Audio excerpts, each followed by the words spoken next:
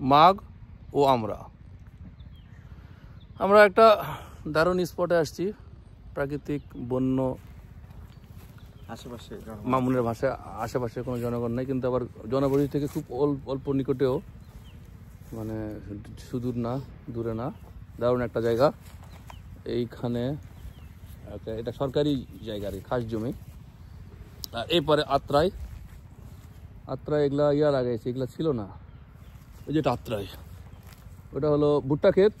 আর একাশিয়া, এটাও একাশিয়া, বড় আকাশিয়া। আর মাথার উপরে এশিয়ান চিল, ওইখানেও আছে কিছু হাই চিল। ওরে এটা তো চিলের ডেন। আমরা তো তোদেরকে মারবো না, তোরা যাস না। এইসব চিল, এশিয়ান চিল নাকি এগুলা?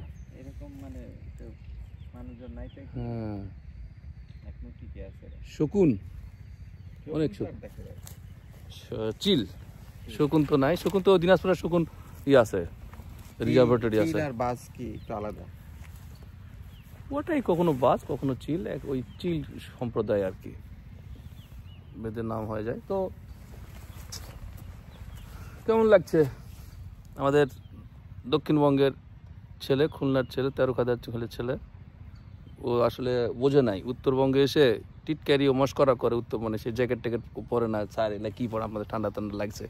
কিন্তু ভাই আসছেন তো দক্ষিণবঙ্গ থেকে, খুলনা থেকে, বোঝেন এই যে একদম একদম চাই হয়ে যাবেন। এটা এই সেই যেখানে আমরা বলতে পারি যে আমরা ঢাকা যাই বা অন্য কোথাও যাই যে আমরা উত্তরবঙ্গ থেকে আসছি, আমার শীতকে ভয় দেখাবেন না।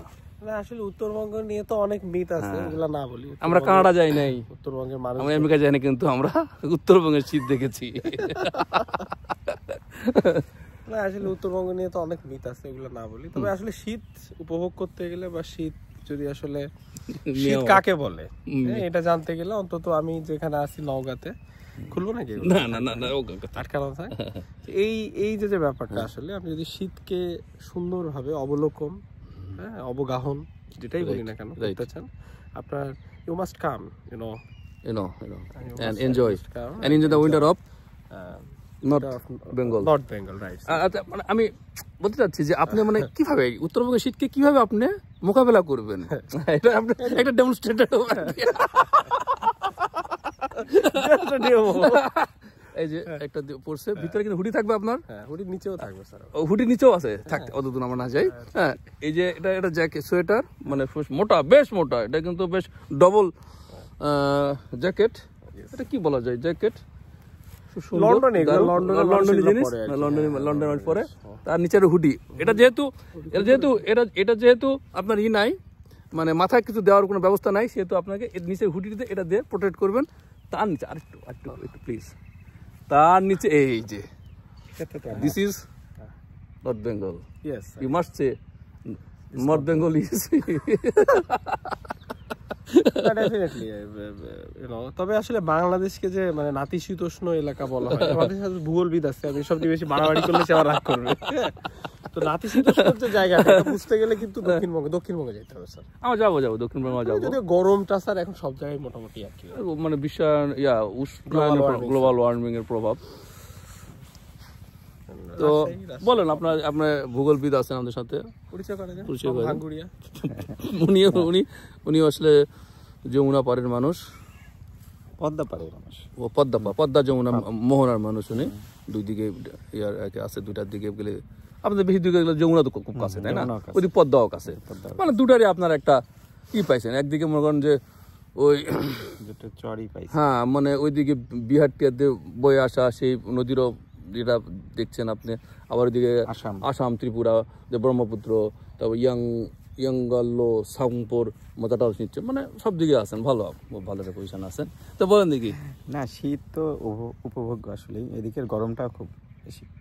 শীতের সময় শীত, গরমের সময় গরম, একটা দারুণ একটা আবহাওয়া। উপভোগ করতে হলে এখানে আসতে হবে, দেখতে হবে। গরম উপভোগের ওনাকে দেখে আপনি মনে করবেন না, ওনার আছে খোলা আছে, খোলা আছে মনে করবেন না, উনি খুলে আছে।